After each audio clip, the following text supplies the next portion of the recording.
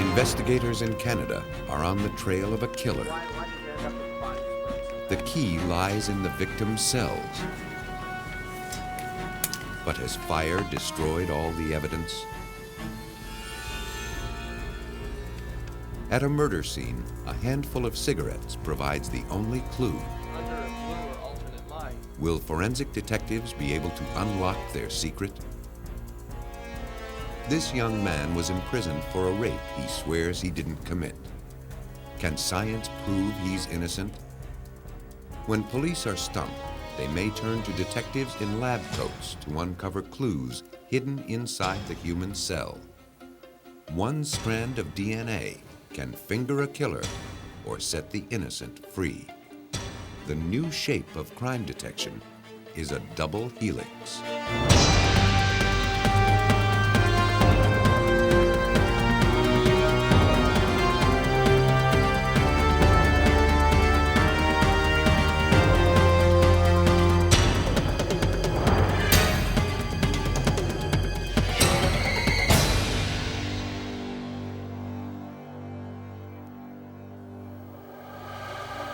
In July 1991, a janitor in Vancouver, British Columbia made a routine trip to the dumpster.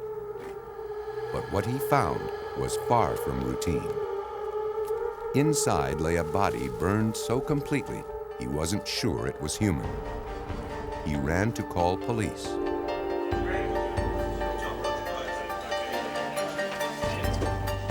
Across town, detectives Catley and Rick Crook responded to the call. The homicide investigators had done this drill before.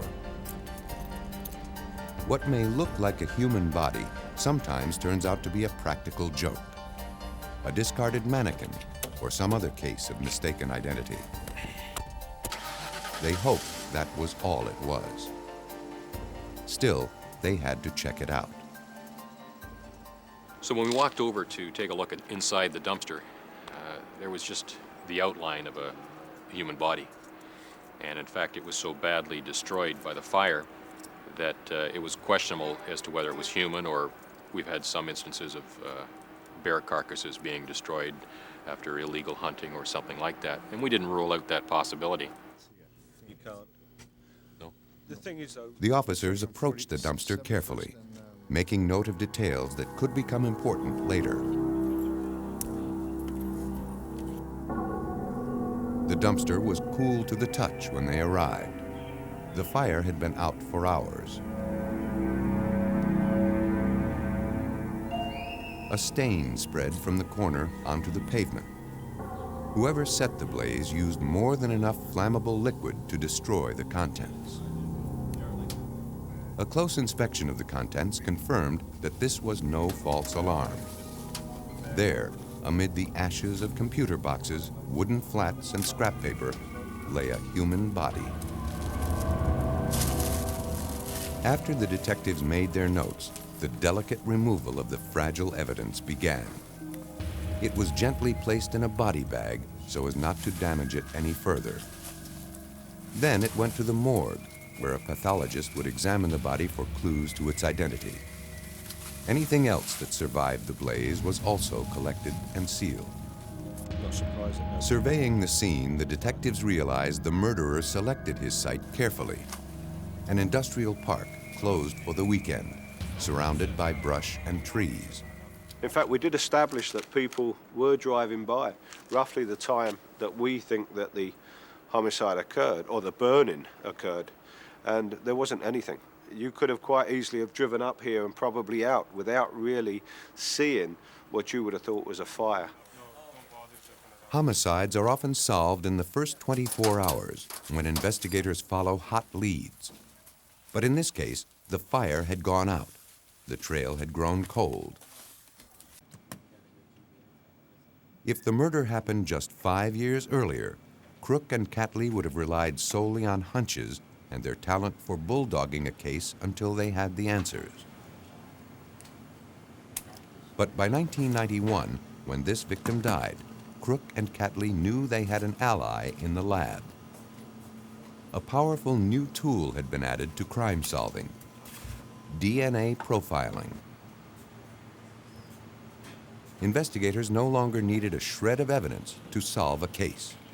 They only needed a single cell.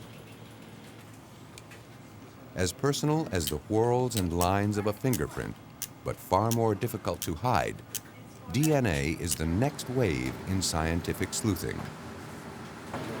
Today, scientists can extract DNA on a sweat-stained hat left by a nervous killer, from saliva on the stamp of an extortionist's letter, or from dried blood or skin scraped from underneath a victim's fingernails.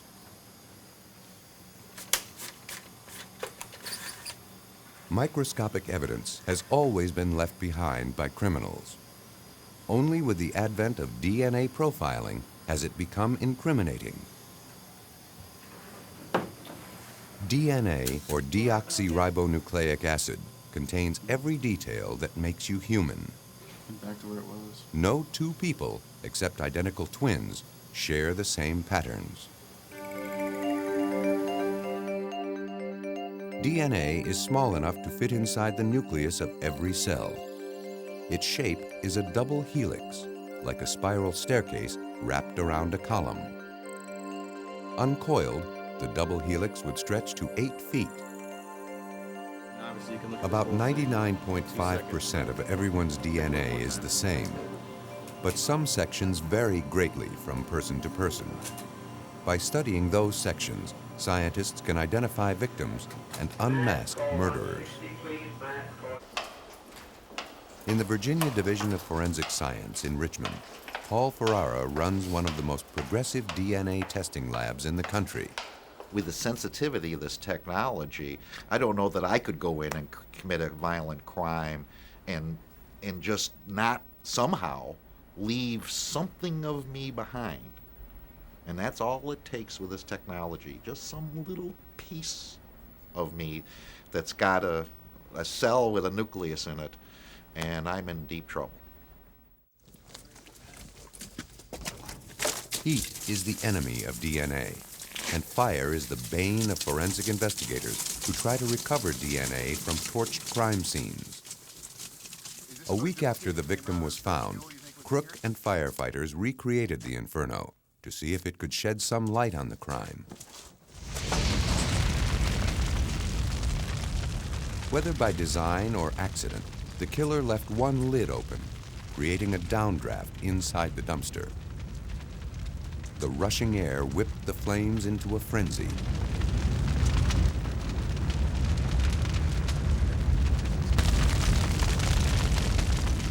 The surrounding trees hid what little smoke the fire produced. It burned at about 2,000 degrees for 30 to 40 minutes. By comparison, a crematorium burns between 1,000 to 1,400 degrees for about 3 hours. Police were lucky to have any remains at all. Now they had to figure out who was killed here. All the pathologist could tell them was that the victim was a white female. Traditional methods at a standstill, detectives focused on X-rays. They showed the victim was shot in the head, but they also revealed a feature detectives hoped would identify her. David Sweet, a forensic odontologist or dental investigator, worked on the case. Teeth are the hardest substance in the human body and the most difficult to destroy. When bodies can't be easily identified, odontologists look to the teeth to tell them about the victim. Their wear and condition can hold the story of a person's life, whether they were right or left-handed, drank water with fluoride as a child, or wore braces. By studying the victim's teeth, it was determined that she was in her early 20s. She had one extraordinary feature. But the other thing that we realized when we examined the teeth was there was an extra tooth right in the center of the upper jaw between the upper central incisors. And those showed up very well in the x-rays that were taken after the victim died. Crook ran a computer search that compared his findings with dental records of missing persons. None matched. Despite his best efforts, Crook was stymied. He still had a victim without a name and a murder without a suspect. Meanwhile, somewhere out there, a killer ran free, confident nothing could link him to his crime. What he didn't know was that a small piece of evidence could provide the missing link. That looks great. Oh, you cheated. For 2 days, Detective Al Catley chased a ghost. Good, good. And yourself? Who was the woman in the Karen, I'll tell you dumpster? what we had. What awful chain of events led to her murder? Surely by now someone, a friend, a lover, a co-worker, was missing her. Catley asked his staff for missing persons reports. One stood out. Lynn Breeden, age 30. Her roommate filed the report. He had dropped her off at a friend's house. The friend saw her leaving a nightclub around 3 a.m. the night before the burned woman was found. She left with an unknown man. 3 days later, a woman posing as Lynn Breeden tried to empty her bank account. The woman presented a withdrawal slip with Breeden's account number. Hi, I need to make a withdrawal. Okay. The teller knew she wasn't who she claimed to be. When she questioned the imposter, And the she's woman been out of became town. She asked flustered. me just to withdraw some money so I could pay some bills for her. Take the ID. When the teller tried to detain the woman, she hurried out. No, I need you to stay here. Wait, I gotta go. No, I need you to stay here.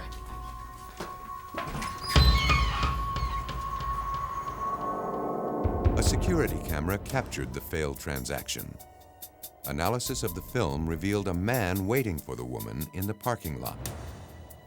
Police made a photo of the woman from the tape and ran it in the newspaper. She was identified and called in for questioning. She told police a friend had offered her $500 to scam the bank. She knew nothing of the murder.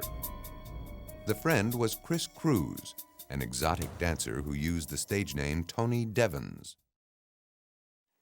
Detectives placed him under constant surveillance, then asked him to come in to speak with police. Homicide squad. Not realizing police were watching him, Cruz parked his car 2 blocks from the station and walked the rest of the way. Serious criminal matter. The surveillance officers called Sergeant Crook to tell him they thought Cruz must be hiding something in his car. In the 400 block Main Street. When Cruz arrived at the station, police asked if they could search his car. He told them the car was at his parents' in another county. You do have the keys and I want them. They knew he was lying. They told him they knew where he parked it, and they didn't need his permission to search it. Reluctantly, he handed over the keys.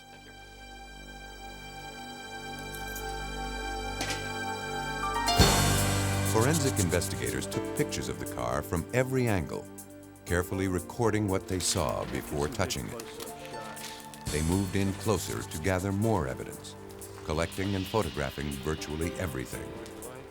It was too soon to tell what might be important later. The men worked in teams. Some officers inspected the evidence, while others marked where it was found. Investigators found bloodstains on the sides and rear of the car. They marked the positions carefully. Later, the shape of the stains would be analyzed to calculate what direction the blood came from and its point of origin. These details are crucial for reconstructing a crime. Blood samples may also be collected for DNA analysis.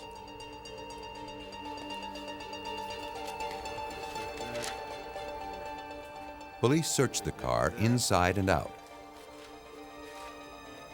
They looked through personal items in the back seat, hoping to find any piece of evidence to tie the victim to the car. All right, it's 10:05. We're going into the trunk. Next, they opened the trunk. Oh, look at this right off the bat. Inside, they found a gas can and other objects covered with blood. Get a shot.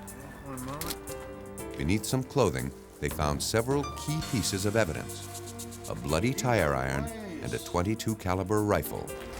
I'd say that's the The deal. detectives now were almost certain Cruz killed Lynn Breeden, but they had no way of connecting the suspect to the victim. Cruz denied knowing her.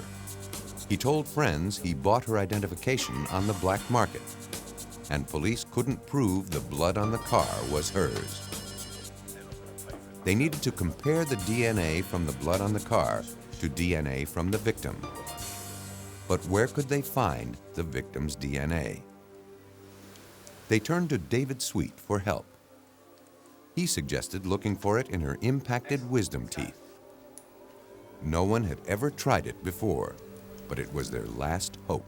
We know theoretically that there are cells still embedded in the mineral tissues of the teeth, and we should be able to open the teeth, extract those cellular materials, and extract the DNA from the cells, and then process it in a forensic DNA analysis.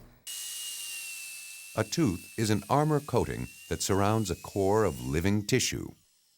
Sweet hoped the tissue within the impacted wisdom teeth were protected from the fire by the thick jawbones surrounding them.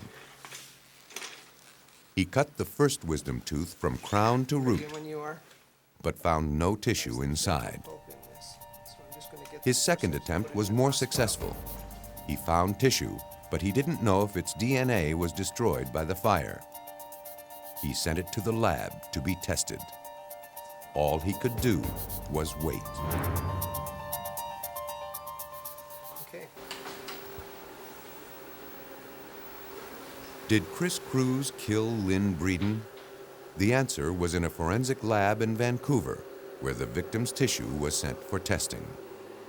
Finally, Dr. Sweet received the results. The DNA survived the fire. What's more, further testing showed the DNA from the victim matched the DNA from the blood in Cruz's car. The lab calculated the odds that it wasn't the victim's blood were 1 in 540 million. Dr. Sweet proved that Lynn Breeden was in the car the night she died. Confronted with the overwhelming evidence, Chris Cruz confessed to murder. Based on interviews, detectives pieced together a likely scenario of that fatal night. Breeden once borrowed a great deal of money from Cruz.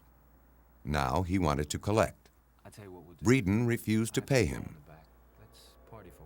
Cruz lost his temper.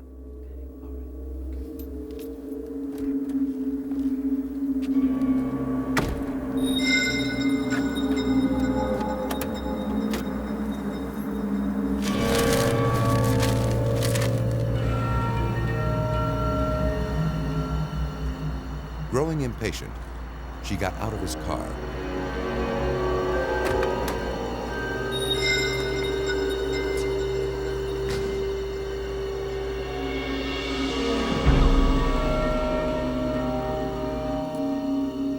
Cruz beat her, shoved her body in the trunk, and drove to the dumpster.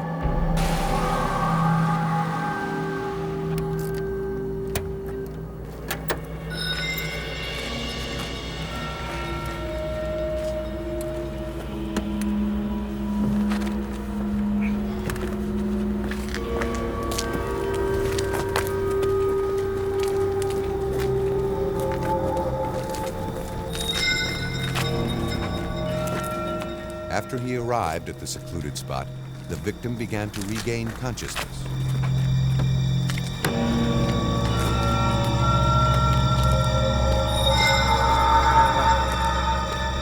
Chris Cruz shot her.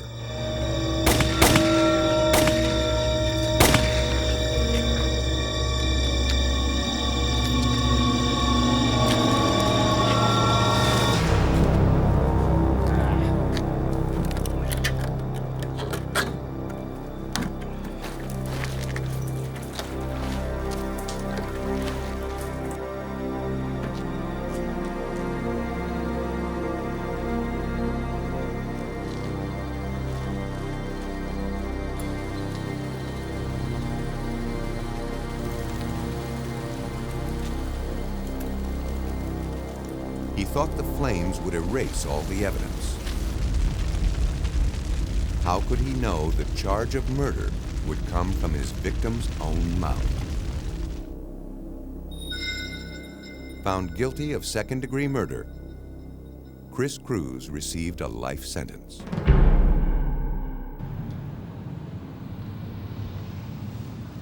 In rural Clay County, Alabama, a drive along Route 31 leads to a town caught between memories and progress, where turn-of-the-century storefronts share billing with a new city hall, where folks still get their news word of mouth, and where bad news and good news travel at about the same speed. Summertime slow. It's a safe place where parents don't think twice about giving their teenagers free rein to explore the land. A place where violence is an unwelcome stranger.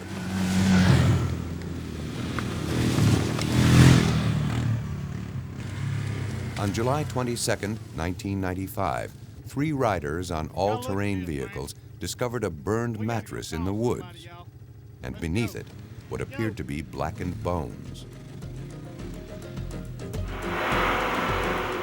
They contacted Sheriff Ralph Toland, who responded to the call. You think you've got a body? 3 miles. 3 miles east of 4977 intersection. Okay, we'll be on our way.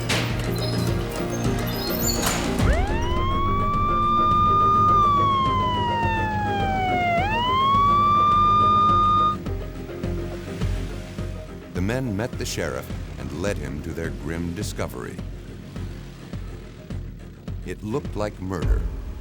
Toland began to secure the crime scene, but knew he couldn't do it alone. He needed to be sure no evidence was jeopardized. I got down into the scene and I saw exactly what had happened. Saw the mattress charred and burned, nothing left but the springs over a ceiling. I just stopped everybody where they were at and told them to stop right there. Had them to go back out to the entrance from the road and asked them all just to secure it. I wanted forensic and the criminalist to come and help us collect all the evidence. The man he wanted was Angelo Delana. A scientist with the Alabama Department of Forensic Sciences, Delana never knows what he's going to find when he answers a call. Whenever you get to a crime scene, you hope that it's been secure and cordoned off right after the discovery of the body. You don't want anybody into the crime scene that doesn't belong there. You don't want anybody messing up evidence. You want the evidence to be maintained in a secure fashion so that when you as a scientist get there to recover it, you can collect it without disturbing it, preserve it, bring it back to the laboratory, and do the tests that you need on it to find out who did the crime. Delana marked the position of the body, the condition of the mattress and the surrounding area before he went to work collecting everything he could. Delana placed flags to mark the position of what little evidence he found. He marked 11 used cigarettes randomly scattered around the mattress. They hadn't been there long. That was a good sign. But who smoked them? The killer? The victim? I felt it was going to be very hard not only to identify that person, but to generate some kind of evidence. I did feel at the crime scene that the cigarette butts present there were going to be very strong evidence because they did not look weathered. They were sitting up on top of the cushion of grass. I felt they had not been there very long. As Delana assessed the situation, his technicians recorded the evidence.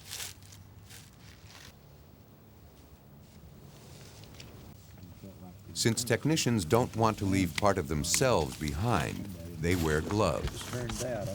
Delana's people had been trained so they don't unwittingly destroy the very clues that they're trying to save.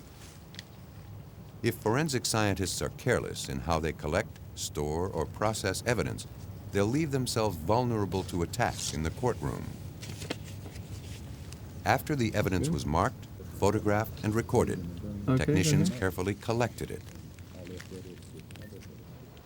Bodies don't just turn up without someone missing them. Sheriff Toland already had a sinking suspicion about who the victim was. The week before, Jimmy Paris called him to report that his wife, Peggy Laughlin, was missing. Sheriff Toland decided it was time for his deputies to pay Paris a call.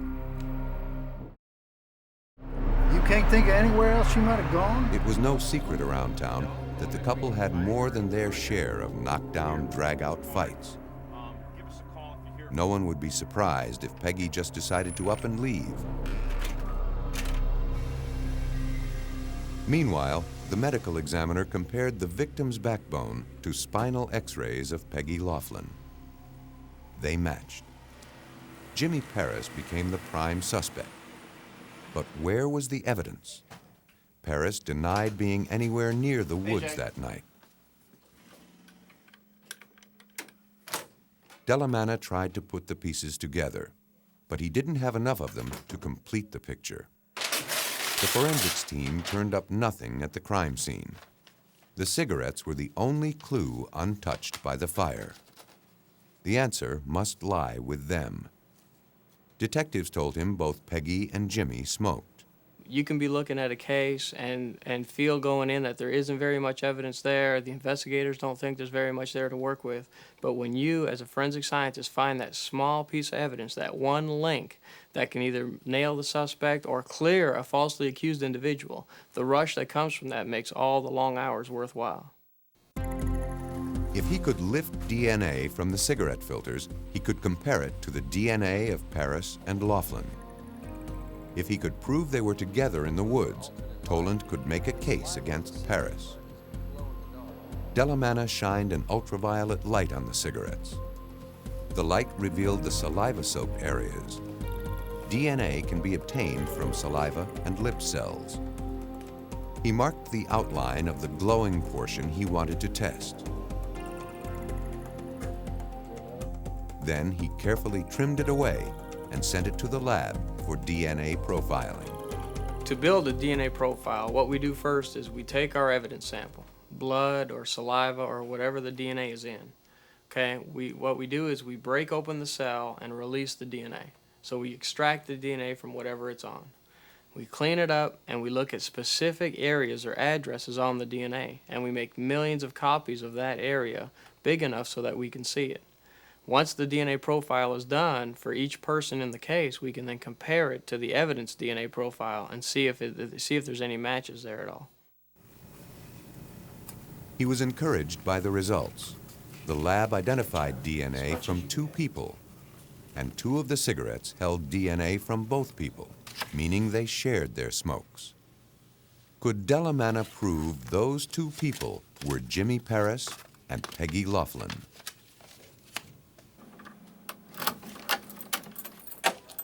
Testing Paris's DNA was simple.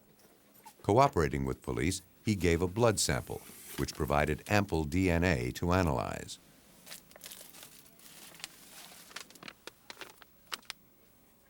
But getting Laughlin's DNA proved much more difficult. Delana had to try extracting it from her remains. He felt the best place to look for the DNA was in the marrow of the femur, or thigh bone. The largest bone in the body, it's the one most likely to have protected DNA from the fire. Bone marrow is rich in DNA. To expose as many cells as possible, Delana ground it into a powder. He gave the powder to another scientist for DNA extraction. The scientist places the powder into a chemical bath that breaks open the cell's nuclei, releasing the DNA.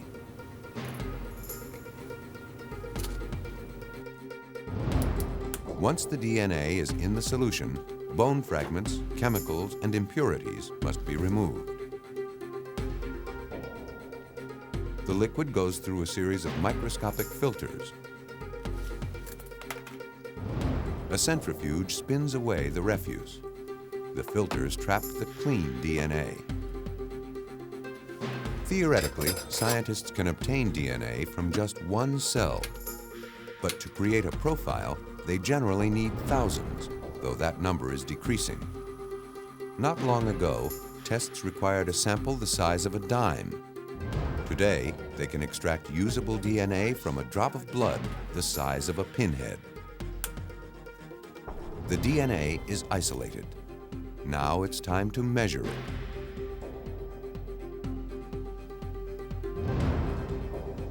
When the DNA is drawn through a membrane, it creates a band of color.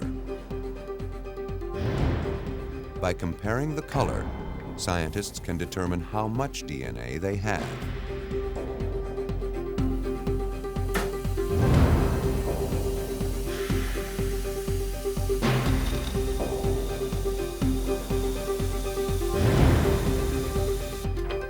Delana examines the results, which appear as small dark bands on a piece of film. DNA is measured in minuscule quantities called nanograms, or billionths of a gram. The test results tell Delana whether he has enough DNA to work with. Unfortunately, there's only about 0.3 nanograms of DNA in that sample. That's point and then 9 zeros and a 3 grams of DNA in that sample. Delana didn't have enough usable DNA for testing. But he had an ace up his sleeve, a scientific process so revolutionary, its inventor, Carrie B. Mullis, won the Nobel Prize.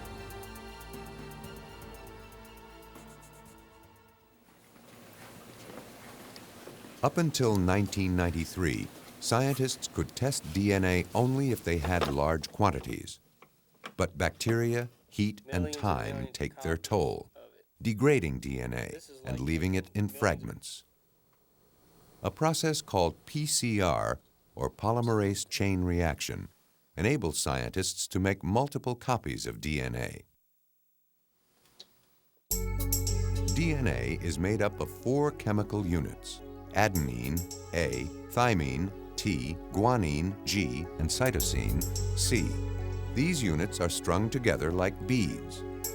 A joins only with T, and G joins only with C. PCR works by splitting apart the double-stranded DNA like a zipper. The thermocycler heats the DNA, separating the A from the T and the G from the C, essentially unzipping the helix down the center. More of these chemicals are added to the solution, and the 2 halves of the helix use them to make themselves whole. Repeat the process, and the 2 become 4, and so on, until millions of copies are created and the sample can be measured. When making a DNA profile, scientists don't need to compare the entire DNA molecule. They only look at several sites along the helix. If these sites are the same on both samples, the DNA most likely came from the same person. It's considered a match. Scientists used PCR to create enough DNA from the bone to do a profile. But the quantity and quality of the DNA was poor, so they could measure only 1 site. But in order to make a match, they needed to identify at least 2 sites. How could they find that second site? Delana knew that a child's DNA is a combination of both parents' DNA. To solve Peggy Laughlin's murder, Delana needed help from her brothers and sisters. If he could do their profiles, then he could work backward and calculate Peggy's.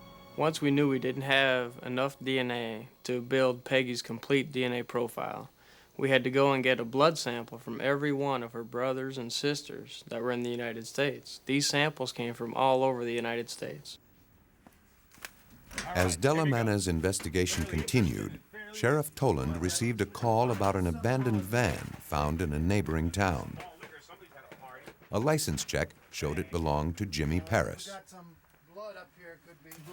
Inside, forensic scientists found blood on the ceiling and walls.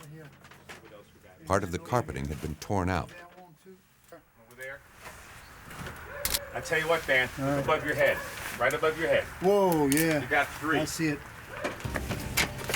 Based on this evidence, they obtained a search warrant for Paris's home. Hey, Jimmy. Hi. Sorry to bother you, John. You let us in to help us just fine. Stand aside there, back off with them. Found you. Deputies searched the house for any clues that could link Paris to his wife's death. But they found nothing.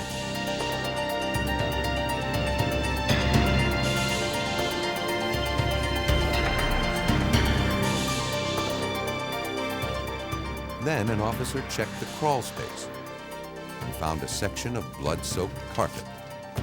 It matched the missing piece from Paris's van like a jigsaw puzzle. The possession of the carpet linked Paris to the bloodied van. Police had the murder scene, they had the victim, and they had their suspect. The evidence was strong enough to arrest Jimmy Paris for the murder of his wife. But to strengthen their case for conviction, police needed to link Paris, the van, and the burned mattress together. To do that, Paris had to be placed with the victim just before her death.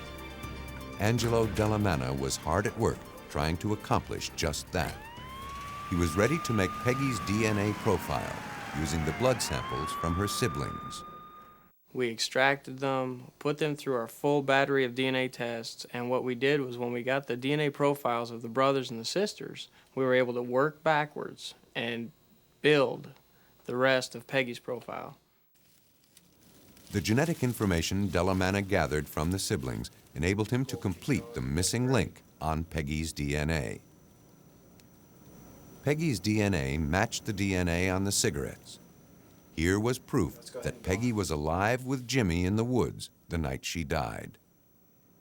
For forensics expert Paul Ferrara, the DNA match was the kind of evidence that tipped the scales against Jimmy Paris. When looking at DNA evidence and the weight that you put on that DNA evidence, take that and place it in perspective with other evidence of motive, means, and opportunity.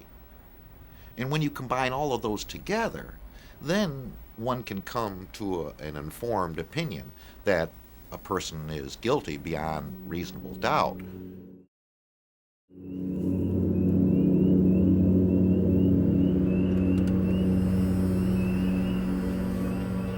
Paris had the motive, means, and opportunity to kill Peggy Laughlin.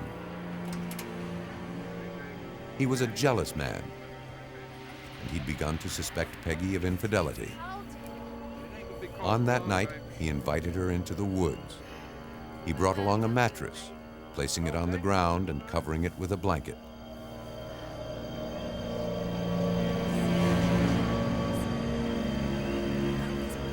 Peggy and Jimmy smoked and talked, casually tossing aside the spent cigarettes.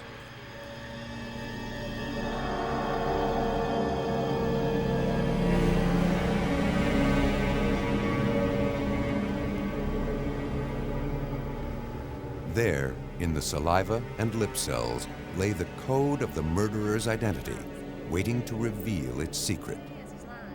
Then, something happened that triggered a rage that drove Jimmy Paris to homicide. The baby is crying too. You just leave the baby. No, I'm gonna go with the baby. You hear me?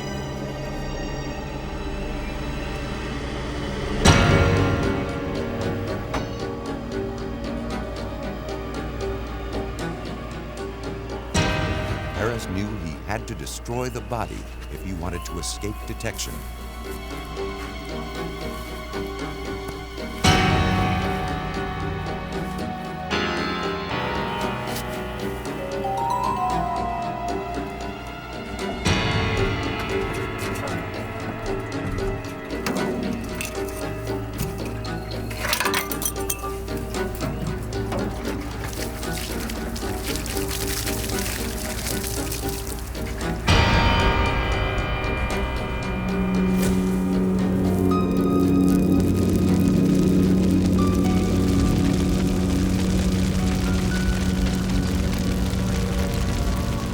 Probably thought that if police couldn't find a body, they couldn't link him to the crime. He couldn't see that the evidence he had already left would be enough to convict him. DNA analysis was crucial in the sense that it placed both the suspect and victim at the scene together. And in that case, having those small pieces of evidence allowed us to put a guilty man in prison and allow the family to put closure to a terrible incident. In Alabama and Vancouver, scientists struggled to find DNA evidence to link a killer to his victim. But the power of DNA is not just its ability to put people behind bars. it also holds the key to setting them free.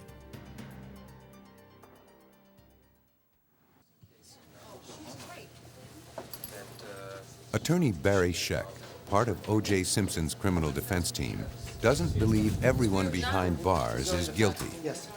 Using DNA, he's making a strong case. Sheek heads the Innocence Project, a program at the Benjamin N. Cardozo School of Law in New York. The program is dedicated to exonerating the innocent through DNA profiling. Serological Institute.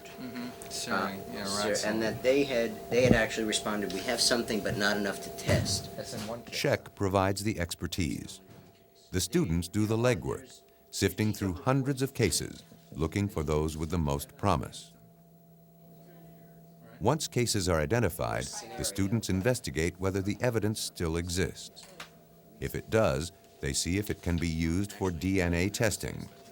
I don't know. There's nothing in the red well 2 yet. It became clear to us that DNA had the power to go back into old cases, re-examine it, and exonerate people that had been convicted many years ago, that lots of people felt might be innocent.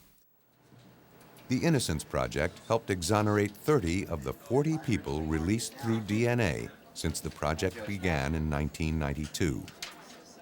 Today, startling FBI statistics show that 1/4 to 1/3 of all DNA testing at its lab clears a suspect. No one knows how many innocent people remain in prison across the United States, but the Innocence Project is doing its best to find them. Now we have all these cases of people who have been convicted, who can credibly come forward and say, look, I didn't commit this crime.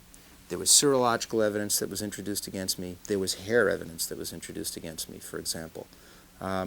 Please test items in my case. It'll prove me innocent. And that's happening in case after case after case. What were the circumstances of the identification? Louise Huckberg is the executive director of the Innocence Project.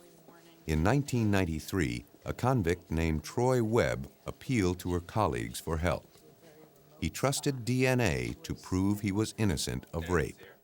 Troy Webb first wrote to us in 1993, and I understand from Troy that the way he got to us was through his cellmate, who apparently was also a client of the Innocence Project. Webb was arrested in 1988 after a rape victim picked him out of a photo lineup. Eyewitness identification has led to most convictions where defendants were later proved innocent through DNA profiling. Huckberg believed in Webb's innocence, but it would be 3 years before she and her students returned him to his family in Virginia Beach, Virginia. The principal criteria for us is, number one, can this person make a credible claim of innocence? And number two, the most important, is there biological evidence in the case that we can test, which combined with other factors will be determinative, will prove that this person did not commit the crime for which he or she was convicted. The Innocence Project had evidence in the case sent to Paul Ferrara's forensic lab in Richmond. There, scientists compared DNA from evidence left at the rape scene to DNA in a blood sample from Troy Webb. The level of the technology, even 10 years ago, was such that we couldn't eliminate Troy Webb, for example, as the possible contributor of the genetic material. But by the same token, we wouldn't have been able to eliminate a large percent of the population. Before they could start the testing process, the lab had to retrieve genetic material from evidence stored 7 years earlier. Once it was identified, they had to see if it contained viable DNA.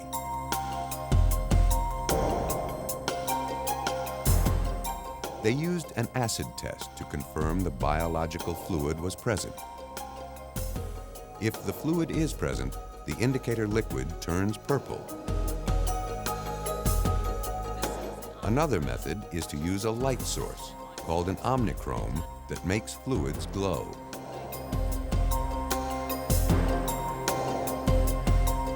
If the scientist is looking for blood to test for DNA, she'll use a chemical called luminol to find it. Luminol can detect the faintest trace of blood, making it especially helpful in instances where blood may have been washed away by rain or where a killer has tried to remove it. In Troy Webb's case, investigators swabbed the evidence from the victim's clothing. The sample would contain the perpetrator's DNA. They'll compare it with Troy's DNA. Comparing DNA is a matter of comparing the lengths of strands of genetic code at specific points on the double helix. Scientists place the DNA sections they want to compare into a gel. The DNA has a negative charge, so scientists can use a positive charge to pull it through the gel. The longer pieces travel more slowly than the shorter pieces, so two pieces of the same length would move the same distance. If the DNA from the evidence and the suspect move the same distance across the gel, scientists know they're the same length and they have a match. If the segments don't move the same distance, they couldn't belong to the same person. The segment lengths can be seen and measured under lights that make the DNA fluoresce. These are the printouts of the actual DNA profiles in the Troy Webb case. They fade with time, so scientists take photographs for a permanent record. Scientists needed to compare only one site on Troy Webb's DNA strand to the DNA from the evidence. If it didn't match, he couldn't have committed the crime. 4.2, 4.3, and the corresponding pattern. Besides comparing Webb's DNA to the evidence, it's also compared to the DNA of the victim and the rapist. The dot patterns make the differences between the DNA perfectly clear. None of the DNA matches the DNA from the evidence. This DNA type did not come from Troy Webb, and the true rapist in this case is actually still at large right now. On September 7th, 1996, the Innocence Project released the results. In Virginia, where new evidence may not be presented more than 21 days after sentencing, the only option was clemency. The governor reviewed the petition and granted the pardon. There is no greater good that a lawyer can do, in my judgment, than to look back at old cases, and if it can be demonstrated that an injustice was done, to right it. On October 16, 1996, Troy Webb emerged from prison a free man.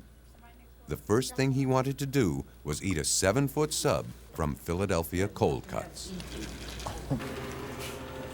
He now works at the sub shop. He's made new friends and reestablished a bond with family. He lives with the same faith and hope that kept him going in prison, and he's grateful to the Innocence Project.